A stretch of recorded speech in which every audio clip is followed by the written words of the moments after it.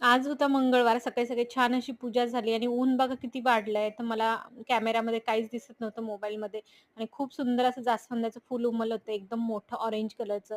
त्याच्यानंतर रांगोळी झाल्यानंतर देवपूजा वगैरे करून घेतलेली. इथे बघा रांगोळी काढली मी छान मंगळवारचीच रांगोळी काढलेली आहे.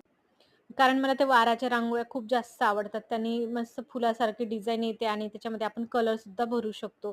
तर उन्हाळ्यामध्ये ना नारळाचं पाणी खूप लवकर सुकतं. तर मी काय करत असते वरूनच तर असं मी गडव्यानं वरून पाणी टाकत असते नारळावरती. सगळं नारळ आपलं ओलं करून घ्यायचं किंवा साइडनं अशा प्रकारे पानाच्या तिथे बरोबर पाणी टाकून द्यायचं. गडव्यामध्ये जातं ते बरोबर आणि आपलं नारळ नेहमी असं ओलं राहतं उन्हाळ्यामध्ये सुद्धा. तर आपण गडवा नेहमी अमावास्येला, पौर्णिमेला स्वच्छ करतच असतो तसा. तर तेव्हा पाणी वगैरे सगळं आपण भरून घेतो किंवा नारळ सुद्धा छान असा ओला करून घ्यायचा.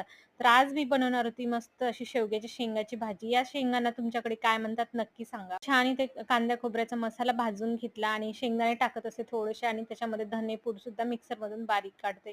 तर मस्त तेलामध्ये जिरं टाकलेलं आहे, अद्रक लसूणची पेस्ट टाकली आणि हा मसाला छान असा परतून घ्यायचा.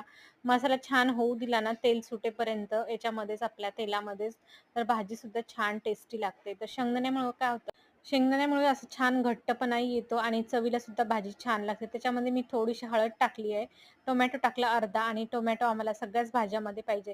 तर इथे टाकलेली चटणी, मसाला रेग्युलर जो आपण गरम मसाला वापरतो तो आणि किचन किंग मसाला टाकला थोडासा, चवीपुरता छान लागतो तो सुद्धा. तर पाणी टाकून थोडंसं बघा परतून घ्यायचं. म्हणजे कसं होतं पाणी टाकल्यामुळे असं गरम पाणी टाकायचं, असं पाणी एकदम तेल सोडून देते आणि मसाला छान परतून घेतला की तेल सुटलं जातं आणि तरी सुद्धा येते. छान अशी घट्टसर भाजी करून घ्यायची, छान लागते एकदम.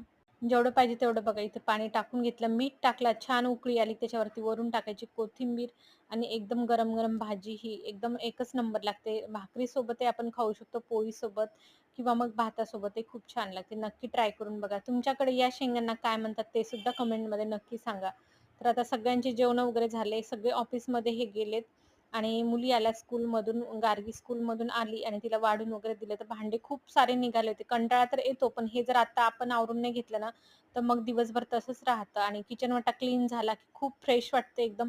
मी लगेच जेवण झाल्याबरोबर किचन वाटा क्लीन करून घेत असते. त्याच्यानंतर गॅसची वगैरे पूजा करत असते मी आणि दररोज गॅसची पूजा जर केली ना, तर खरंच खूप सुंदर वाटतं.